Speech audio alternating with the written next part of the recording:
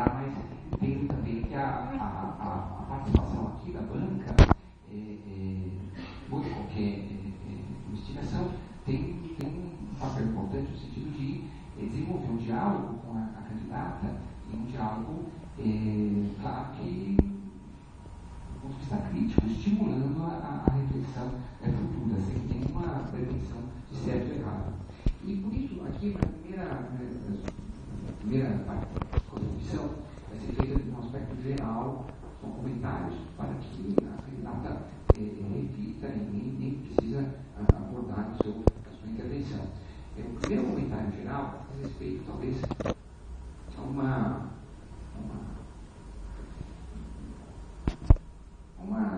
digamos, um saber comum a todos que estudam a área de direitos humanos, que é partir de uma premissa da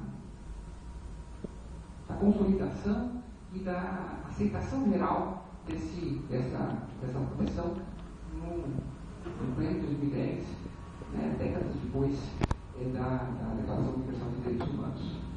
Há uma perspectiva na área de direito internacional de direitos humanos, e também parabenizo a Camila em querer prosseguir seus esforços em direito internacional e de direitos humanos, então ela é duplamente corajosa.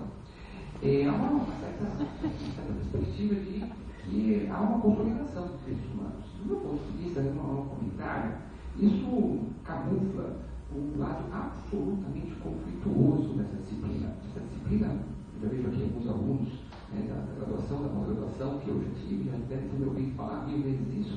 É uma disciplina que é tudo, menos uma disciplina edulcorada, uma disciplina que é extraída de um consenso, é uma disciplina que, ao contrário, lida com os conflitos sociais.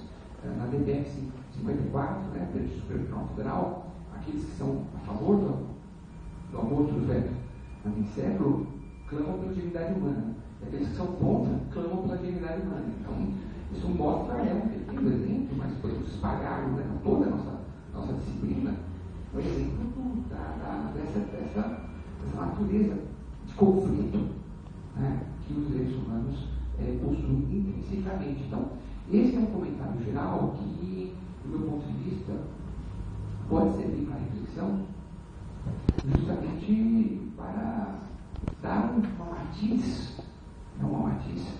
também do outro lado. Então, do meu ponto de vista, a dissertação ela aborda o desaparecimento, o direito à verdade, a memória de um dos lados possíveis. Faz parte da investigação científica, mais que a candidata, claro,